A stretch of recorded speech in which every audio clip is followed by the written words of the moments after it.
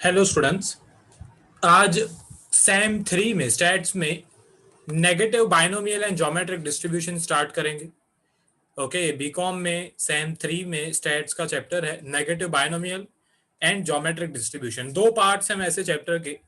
इसमें से ये जो पहला पार्ट है ओके वो है नेगेटिव बाइनोमियल डिस्ट्रीब्यूशन है। मैं ऐसे नहीं बोल सकता हूँ कि बहुत हार्ड चैप्टर है, मतलब कुछ लोगों के लिए लिमिट्स जो है वो टिपिकल होगा, जिनको अगर मैथ्स अगर आपकी वीक है तो लिमिट्स चैप्टर आपके लिए थोड़ा सा मुश्किल होगा, आपको मेहनत करनी पड़ेगी उसमें।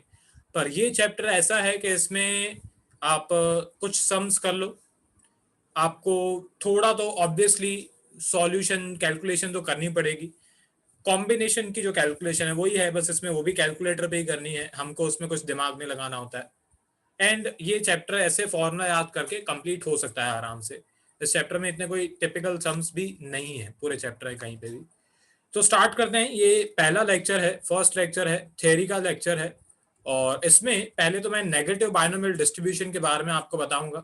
फिर इसके बाद वाला जो पार्ट होगा, पार्ट 2 थ्योरी वाले पेजेस का जो पार्ट 2 होगा, उसमें मैं ज्योमेट्रिक डिस्ट्रीब्यूशन के जो रूल्स वगैरह है वो बताऊंगा।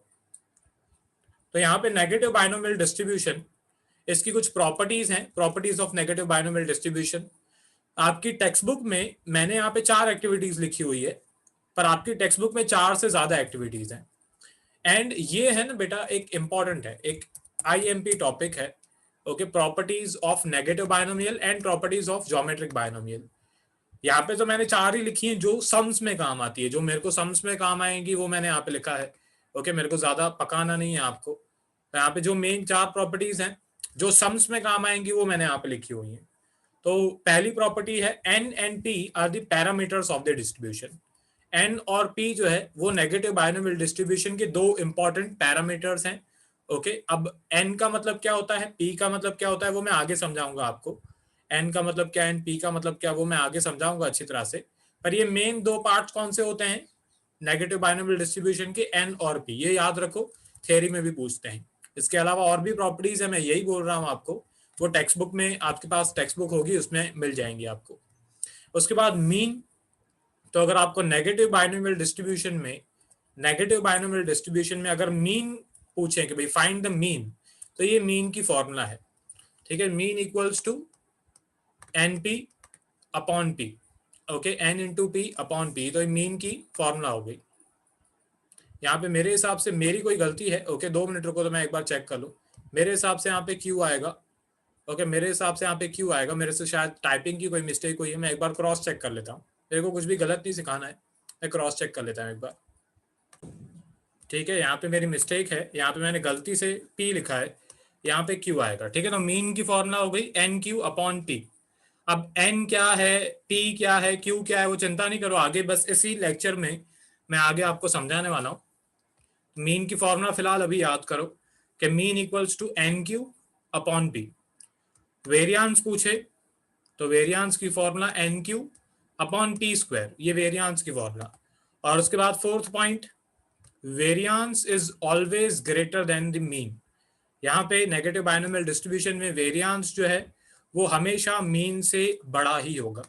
तो ये सम में भी काम आएगा। अगर आपका सम में जब आप सॉल्व कर रहे हो, अगर आपको वेरियांस एंड मीन फाइंड करने को बोला हुआ है, और अगर आपका वेरियांस का आंसर बड़ा आ रहा है, सॉरी छोटा आ रहा है मीन से, तो आपको समझ जाना है कि भाई आपने कुछ गलती की है, कुछ आपकी मिस्टेक है। ओके, क्योंकि ये रूल है कि वेरियांस की वैल्यू हमेशा मीन से बड़ी होगी नेगेटिव बाइनोमियल डिस्ट्रीब्यूशन में। तो ये मेन मेरे हिसाब से जो 4 प्रॉपर्टीज मुझे बतानी चाहिए थी वो मैंने बता दी। इसके अलावा भी प्रॉपर्टीज हैं, जैसे कि negative binomial distribution is a discrete variable, वो सारी प्रॉपर्टीज हैं थियोरेटिकल, वो आपकी टेक्स्ट बुक में है। अब इसके बाद ये तो हो गई प्रॉपर्टीज, मीन की फॉर्मूला, वेरियांस की फॉर्मूला। अब इस फॉर्मूला जो है नेगेटिव बाइनोमियल डिस्ट्रीब्यूशन है, उसकी मेन फॉर्मूला पे भी आ जाते हैं।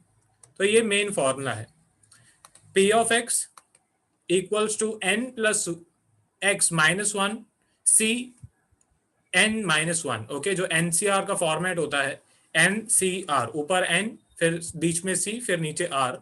यहाँ पे मैंने जूम थोड़ा करके अच्छी तरह से लिखा हुआ है ताकि क्लियर दिखे। जब मैं छोटा लिख रहा था तो बिल्कुल दिख ही नहीं रहा था। तो ये एन है ऊपर, फिर बीच में सी, फिर ये नीचे आर, एन सी आर। तो एन की जगह पे N plus X minus one, फिर सी, फिर यहाँ पे नीचे N minus one multiply by p raise to n multiply by q raise to x। Negative binomial distribution का कोई भी सम हो वो यही फॉर्मूला से उसकी प्रोबेबिलिटी जो है वो आप फाइंड कर पाओगे। अब मैं समझा देता हूँ n क्या है, x क्या है, p क्या है, q क्या है, वो सब अभी मैं समझा देता हूँ। ठीक है, स्टार्ट कर दें। यहाँ पे मैं समझाना स्टार्ट करता हूँ।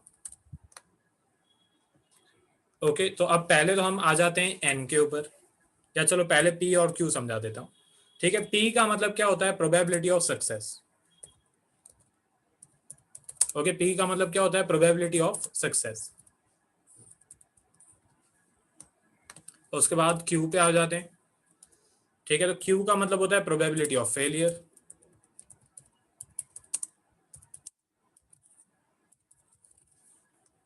ओके, p एंड q का मतलब क्लियर हो गया। p का मतलब प्रोबेबिलिटी ऑफ सक्सेस, q का मतलब है प्रोबेबिलिटी ऑफ फेलियर। आगे बढ़ते हैं। इसके बाद आ जाते हैं n के ऊपर। तो n का मतलब है नंबर ऑफ सक्सेस। n का मतलब क्या है, नंबर ऑफ सक्सेस। और x का मतलब है number of failure. Okay, x का मतलब है नंबर ऑफ फेलियर।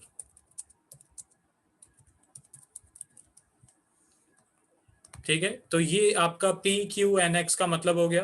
बाकी c का मतलब तो कॉम्बिनेशन है, और यहाँ पे जो p ऑफ x है इसका मतलब प्रोबेबिलिटी है।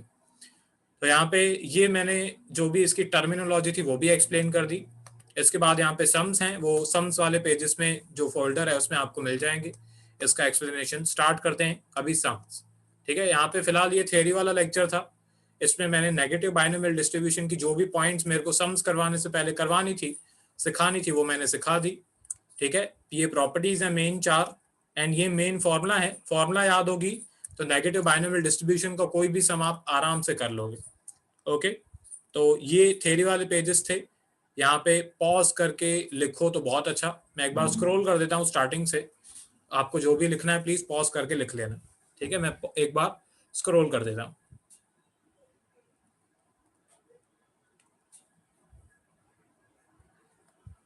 ओके, मैंने स्क्रॉल कर दिया।